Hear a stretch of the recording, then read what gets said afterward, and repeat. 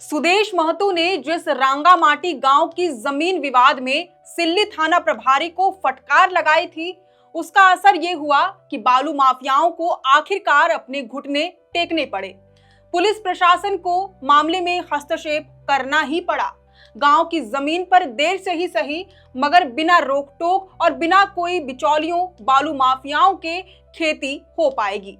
अब रांगामाटी गांव की खेत में भी फसल लहलहाएगी। खेती का काम शुरू भी हो चुका है। रांगामाटी गांव दरअसल राजधानी रांची के सिल्ली थाना क्षेत्र अंतर्गत राहे प्रखंड के रांगामाटी पंचायत में स्थित है, जहां इस बार 300 एकड़ जमीन पर धान की खेती नहीं हो पाई। इसकी वजह बनी गांव के पारंपरिक महतो जगदीश महतो द्वारा अपनी जमीन पर खेती न कर पाना। दरअसल गांव की परंपरा के अनुसार सबसे पहले पारंपरिक महतो अपनी खेत में रोपाई करते हैं, उसके बाद ही मौजा के अन्य लोग वहां खेती कर सकते हैं। लेकिन जगदीश महतो और धनंजय महतो के बीच साल 2020 से ही जमीन का विवाद चल रहा था। हालांकि पिछले साल तक कोई दिक्कत नहीं हुई, मगर इस बार जब जगदीश महतो अपनी खेत पर खेती करने उतरे, तब बालू माफियाओं ने अपनी दबंगई शुरू कर दी। उनकी खेती पर कब्जा किया जा रहा था। जगदीश महतो को अपनी ही खेत में ट्रैक्टर चलाने से रोका जा रहा था और धमकियां दी जा रही थी। अब चूंकि जगदीश महतो की खेती पर ही पूरे मौजा के 300 एकड़ जमीन की खेती किसानी निर्भर है, इस वजह से ये मुद्दा पूरे गांव का मुद्दा बन गया था।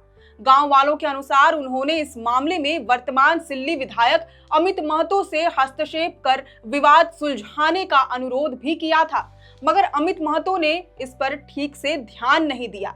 पुलिस प्रशासन भी सब कुछ जानते हुए इस मामले में चुप्पी साधे हुए थे।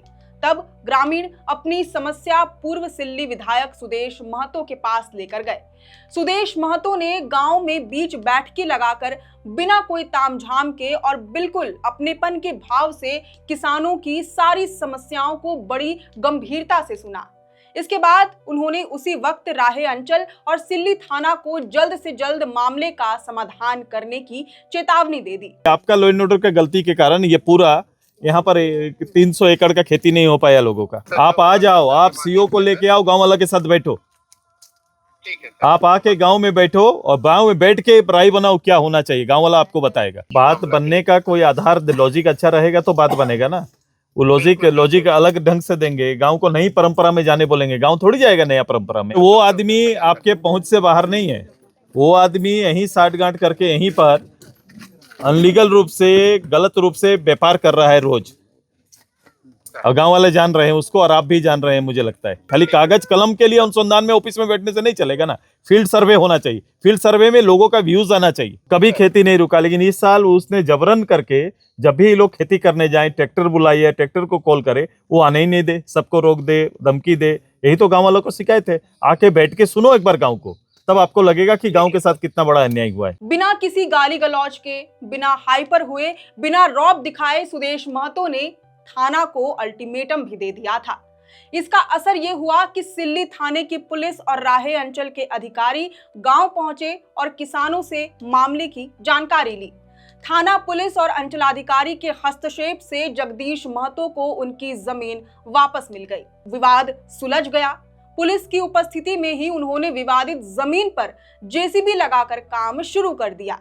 नतीजतन पूरे गांव का मामला सुलझ गया।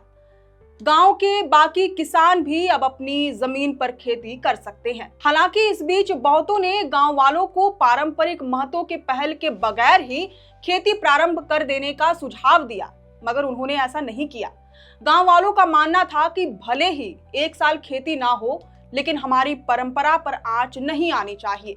वे सभी पीड़ित जगदीश महतो के साथ खड़े रहे और बालू माफियाओं के खिलाफ एक मौन आंदोलन छेड़ दिया। आखिरकार अपने पूर्व विधायक सुदेश महतो की मदद से गांव वालों को बालू माफियाओं के शोषण से मुक्ति मिली, और तो और उनकी परंपरा पर भी आंच नहीं आई। खैर, अब इस पूरे रिपोर्ट पर आपकी क्या राय है, ये हमें कमेंट करके जरूर बताएं। अगर आपको ये जानकारी पसंद आई हो तो इस वीडियो को जरूर से लाइक और शेयर करें। हमारे चैनल लोकतंत्र 19 को फेसबुक, यूट्यूब, इंस्टाग्राम समेत सभी डिजिटल प्लेटफॉर्म्स पर जरूर से फॉलो करें। फिलहाल लेते हैं अलविदा। जोहार।